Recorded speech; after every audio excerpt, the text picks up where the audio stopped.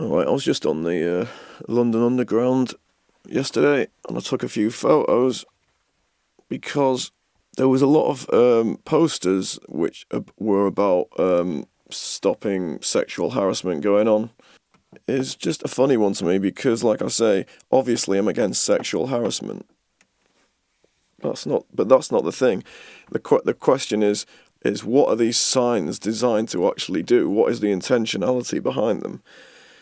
Like this sign on the left, it says touching someone inappropriately is sexual harassment and is not tolerated. Okay, see it or experience it on public transport. The thing is, like, the reason why it's kind of controversial to argue against this is because it's like people almost see it as you're taking the side of the abuser if you don't like the sign. And that's why people don't say anything against it. It's a bit like racism. When I say, like, that I think people go on about racism too much and racism isn't that much of a problem, I'm saying it in a certain context. So I'm saying I think they make a big deal out of racism because the intentionality behind it is to divide people and kind of get people distracted about a relatively non-issue. That's why I don't like all the racism propaganda. It's not because I'm not actually against people being discriminated against each other because of their ethnicity. It's difficult to say anything against this signage. I'm just very against this sort of signage because it's like, if you're actually the kind of person who is going to abuse a woman in public, you're not going to probably take a sign like this seriously, are you? Because you're just going to do it anyway. It's not like you're a rapist, just like sees a sign that says, "Oh, what, touching someone's actually inappropriate. Damn it, I was gonna rape someone. Now I'm not. Now thanks to the sign." I don't think it works like that. I think that this sign, the intentionality behind it is exactly the same as the intentionality on the sign on the right, which is they were trying to like divide people, make them more like China, a more kind of obedient, compliant, do as you're told. It's social engineering is what it is.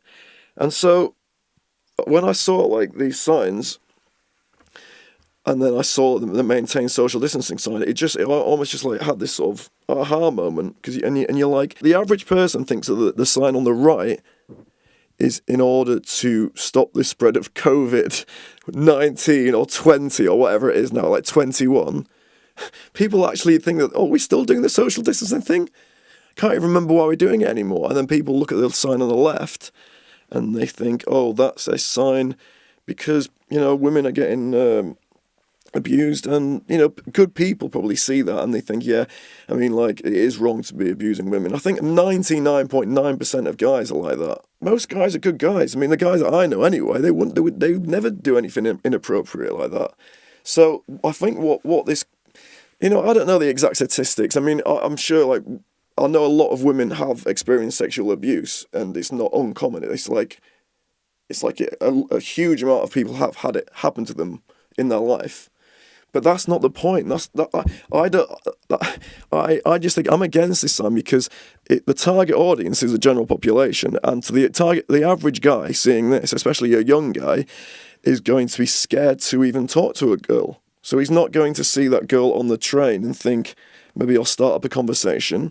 The girl who would have had the guy introduce himself on the tube is not going to do it as often because of this sort of signage, and then as a result of it, people who are really attracted to each other are not going to end up together as much. They're not going to be as happy. Do you see what I mean? This is the kind of society we're creating where we're kind of basically saying if you kind of, because I saw another sign that was similar to this, because there's like different ways that they go about it. Yeah, sexual harassment will not be tolerated. Report any incidents. It's like report on you. It's like the Stasi again. Again, it's like, obviously, if there's sexual harassment going on, I would text that number, but I don't think that these signs, at least some percentage of the intentionality behind them is to do exactly what the photo on the right is, which was never to do with the virus anyway. It was always to do with control. And it's so obvious when you see it like this. I mean, it was obvious anyway, but when you see it like this, And you see that those two signs they are promoting the same thing: division. You know, like turning us into like robots, like the Matrix. Just 1984. You ever seen those films like 1984 and The Matrix? They're all predicting this. Everyone has seen like those films or read the book, and you say that, oh, don't you think this is a bit 1984? Don't you think this is a bit The Matrix? And people go, yeah, it is. It is a bit. And then they go anyway. Change the subject. But it's really getting to, but people don't, in the mainstream news, people don't like talk about it like this is getting a bit 1984. You might have some in The Guardian like once a year, like some opinion piece which like touches on the fact that it's getting a bit dystopian, but just some opinion piece that just, makes like a little joke about it for like, Johnny something in the Guardian, he thinks it's getting a bit dystopian, but then they never follow it up by reporting on how the lockdown was legal, how we're causing division with, we're causing people are going to have mental health problems, young men, young women too. I can't see this as this is another one, this is really like sinister. It says male violence against women and girls starts with words. People say English people are very uptight anyway, don't they? A lot of countries like think that about England, is that we're uptight. And I mean, we're not as uptight as China, but this sort of stuff is moving us towards that. See what I mean? This is our culture, that this sort of signage, and it's not just the signage, it's just all the stuff you get through the media about it, like I remember seeing something in Australia where like these young boys, they were asked to apologise to their class for all the crimes that they had committed as men, throughout the years. And that's just child abuse to the boy. That's not making anything better, is it? It's not his fault. About the small, the violence against women is obviously wrong. I don't know exactly how you get rid of it, but I don't think you get rid of it by putting signs up like this. I mean, I guess, I don't know. I mean, I don't know what the statistics are in places like China of that. This, to be honest, there might even be an argument to be made that there might be less sexual abuse going on in China because of the signage. I don't know, because I haven't actually checked that. But it also, anytime that you do this kind of social engineering, this kind of social, mental, psychological stuff to people en masse, it changes the culture. So yeah, I thought this was like the worst of the three, actually, because it's just like, it's basically saying violence against women begins with words. So if you're not even being violent, if you just say hello to somebody, you should, people might still do it, and I would encourage people, say if you're a guy or a girl who wants to start a conversation with someone on a tube because you're attracted to them, and so you want to start a conversation with them. I mean, most people don't, but I mean, it's like, no, most people don't anyway. I mean, like every time I'm on the London Tube, I've never had the balls to like approach someone. I don't think I might have done it a couple of times when I was in a really good mood or I was drunk or something. But in general, that takes a lot of courage to do anyway. So I just think that like this is just like, and again, like if it does actually, I don't think it does, but if it does stop somebody from cause sexual assault or anything, if this sort of signage does actually prevent that, then maybe it is a good thing. But I just think it also, that if there is an effect, that like a good effect it has, it's outweighed by massive negative effects, because the general population it's just more fear and it's more division. And again, look at the sign on the right, that's promoting the same thing. Social distancing, like, it's so stupid. It's not that it's stupid, but it's that people don't accept that it's not to do with a virus, because we've still got the sign up and the virus has ended. Well, I mean, they used to find new variants every few months. There's no new variants anymore, just because they decided to end it. So people are like, well, is COVID still a thing? And people are like, yeah, I think it is. But I thought we took the vaccines, and they go, yeah, I know, but there's a new variant. Oh, what variant? Oh, Omicron. So you're like, so are we going to social distance forever now? And people are like, I don't think so. I mean, people are not social distancing anyway, are they? Like, people have such cognitive dissonance about this because, like, I'm just mingling as normal. I just went about, I didn't take any jabs, and I just went about my life. I don't think I even had a cold. I think I had one cold in 2 years. It's all in people's heads, and that's why I've been trying to get across to people. It's a psychological operation. And people don't know what a psychological operation is when it's happening to them. Because you can't, it's like you don't, like, it's like a fish doesn't know that it's in water until it's taken out of it. So if you're under this kind of brainwashing, you don't know how it's affecting you, but, you know, I'm sure if you carry on with the signs on the left and the signs on the right, I just don't see that as a good thing to be in that kind of society. You know, the human spirit is quite strong, so it will still break through a lot of it, and maybe the English spirit is so strong that it will be maintained anyway, regardless of this signage. Because, you know, I don't think people really take the social distancing thing seriously, but it does make people a little bit more fearful, just like the signs on the left. It just makes people a little bit more uptight. Well, I mean, I can't speak for everyone, but it makes me more uptight.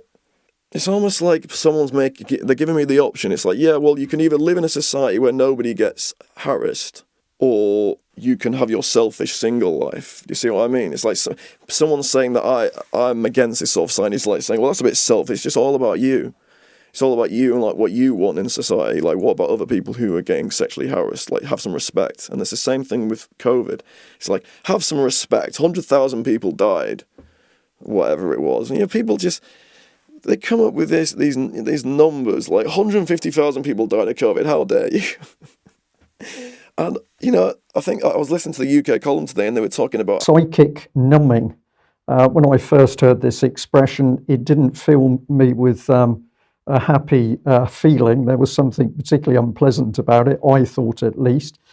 We've put in the little headline there, should we worry about it? Well, we don't like people worrying, we like people taking action, but if you're going to take action, you need to know what you're up against. Behavioral science tells us that people, when they're confronted with facts, with data, with the statistics of human suffering, how do they react? They feel numb. So it's a condition called psychic numbing that leads to actually inaction. So what do we want as the United Nations when we communicate the facts about our dangerously changing climate, about the wars that are driving millions of people from their homes and causing terrible suffering? We want them to do something, right? We want them to feel. What we can get very clearly is that the UN owns the data. It owns it. The world is the target audience, and the UN is going to change the way people think, and they're going to change the way they behave. But she's not a behavioural scientist. She's not a doctor. She's a journalist. And she used to be head of media for the International Atomic Energy Agency. So this is somebody that isn't a behavioural scientist. And what she's saying is we must protect the public from getting upset, from seeing all of this going on around. And so what she's trying to say is psychic numbing is being used to help us. However, I have to question intentionality. If she's not a behavioural scientist and she's being told things to say, then we have to question whether she understands the intention of the methods that they seem to be using, like psychic numbing. Because when you speak to psychologists, they go, well, yes, that would be actually a good thing to do to actually protect the general public against getting very distressed over a mass situation or a mass panic. Under psychic numbing here, is a psychological phenomenon that causes us to feel indifferent to the suffering of large numbers of people. The quote attributed to Joseph Stalin, "One death is a tragedy, a million deaths is a statistic," is an illustration of psychic numbing. We've got some graphs here which probably show it a bit more. How should we value human lives? Large losses valued more, but how does it actually take place? Well, actually, as the numbers increase, so people actually don't appear to notice it as much. What's the difference between training and grooming? You know, there's a very fine line, I think, between all of this. And the fact that they launched this initiative in 2020, you know, right at the beginning. And this is clearly talking about an information cascade. That's what they call it, information cascade, where you throw so much information at people all in one go. They get anxious, they get frightened, they get confused, they start to worry, they can't sleep, their mental health is impacted. So this flooding of information and information cascade is absolutely crucial to this whole program. And who are we flooding with information? We're flooding the public, our doctors, our medical profession, our police. Everyone is being flooded with tons of information. So I think this plays into it very nicely. We did a mass experiment with what we call trusted messengers.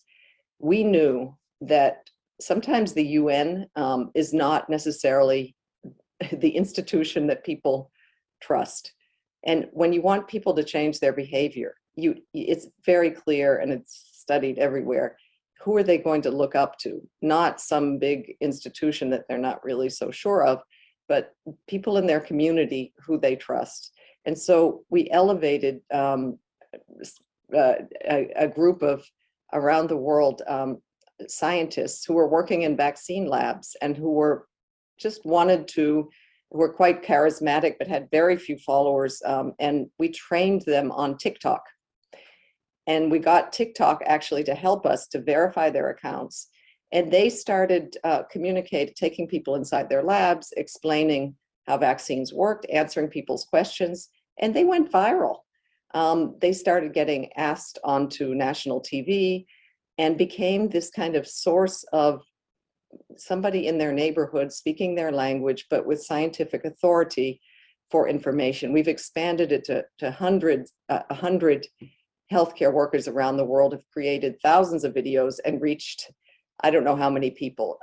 So I could go on with all of but these are the three kind of areas, and we've had enormous success with Verified. We believe we've moved the needle. We believe that we've possibly even saved lives. We've certainly changed minds, and we've made science more accessible. We think we can do this in other fields, like climate change. And so I'm really excited about it. And thank you very much, Ayaka. That's all from me. So Debbie, for me, that was the real killer, that they took scientists and other professional people around the world, they groomed them to appear on TikTok in order to create a social wave, to get their message that people should trust these elevated people rather than bona fide scientists that we have interviewed and shown, such as the Doctors for COVID Ethics, many professionals worldwide. They took individuals, groomed them in order that they would have a meteoric rise on social media. This is wicked. What I just find bizarre these days is how few people see what I do. Are you seeing the same thing as me, or are you seeing something else? And just the fact that we see different things doesn't mean that either of us are wrong.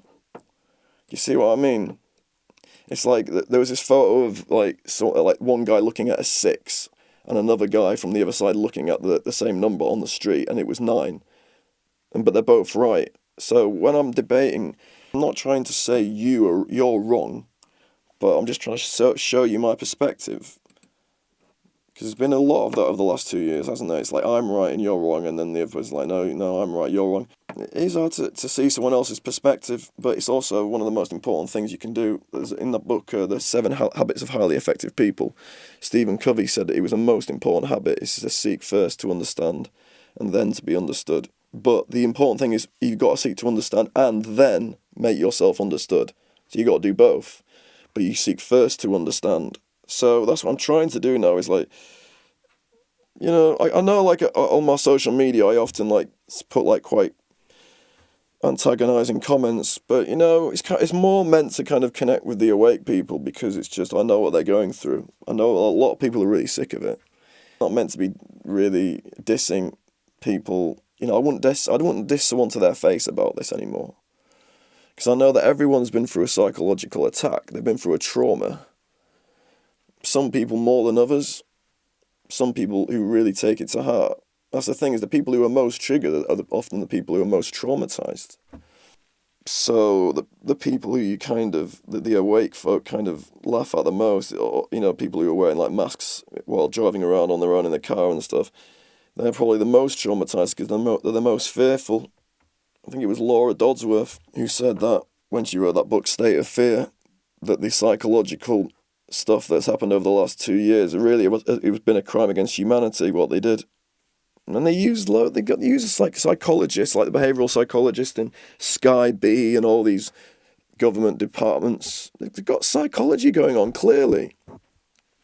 This is applied psychology in these signs. And there was a lot of them. I only went on a couple of journeys, and they were all over the place. I just know it, that there's a connection there, because, you know, I just don't think it's the right way to go about stopping sexual harassment. You know, I don't think it's right to sort of carry on with this social distance thing. Though I mean, like, it never made sense to me, social distancing, and I instantly saw that there was more downsides than there is positives. Are we just trying to move ourselves towards a world which everybody's like, stay safe, and like there's all that stay safe, stay indoors, don't, you know, protect the NHS, don't be selfish, don't talk to someone on the tube, you know, maintain social distance, like just you know, guys, just chill out, stop having fun, just squeezing every last bit of joy out of life. I guess the way to rise above this, and this is what I should do really, is to not take any notice of it. And I'm going to try and talk to as many people as I can while I'm out this summer.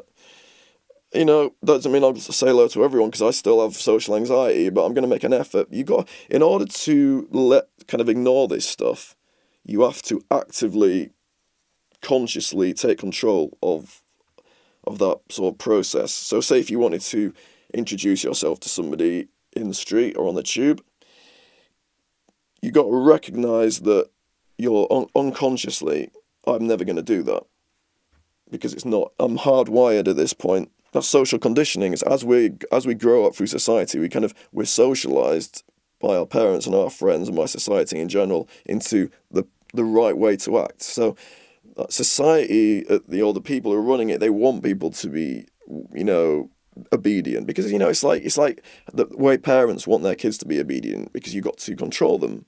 But I just think it gets to a point where it's just, the state should just keep their noses out of our business a bit more. Just stay out of it, because I don't think they really are trying to stop sexual harassment. Really, not. I mean, the people in the, you know, you think Bill Gates and all the other people who run the world, you know, like Klaus Schwab, do you think he cares about sexual harassment? They probably might even be, they know people, they're friends with people who are known sexual abusers, aren't they? A lot of those crowd. I just don't think the intentionality behind all of these signs is positive. And so it's time that, like, we woke up. And you got to wake up to the things that are controlling you, and that's the same for myself too. It's like this: once you wake up to something, you can't go back. And it's with things in society and in things in your life, like you get a moment of awareness where you're like, look what this is doing to me, and what it's doing to all my friends and all my family, and it's wrong, isn't it?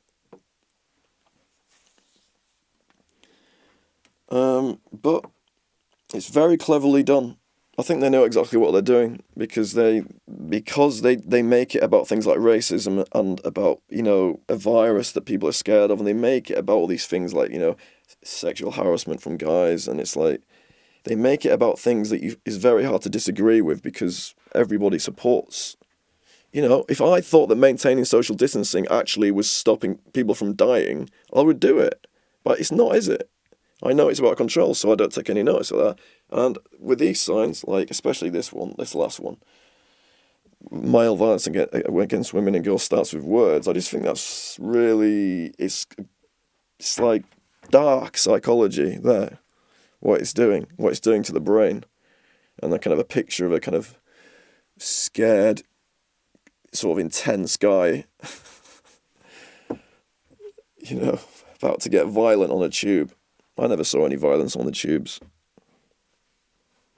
It's not. I mean, England isn't like that. I mean, people are very well behaved. When I'm busking, I was busking in Leeds quite a lot last week, and people are very nice. People are very well behaved. You know, I'm always a bit surprised, like, because sometimes when I come out busking, I expect people to be acting like, giving me a bit of shit. Maybe the odd person, like, just maybe trying to steal something off me, or it's not like that at all. I think people are very well behaved and they're very nice. People are nice in general.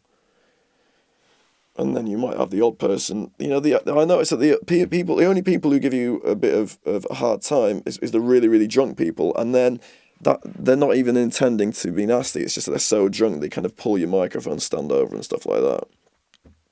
So it's only really the alcohol that does it. But you know, they're not trying to get people off the alcohol, are they?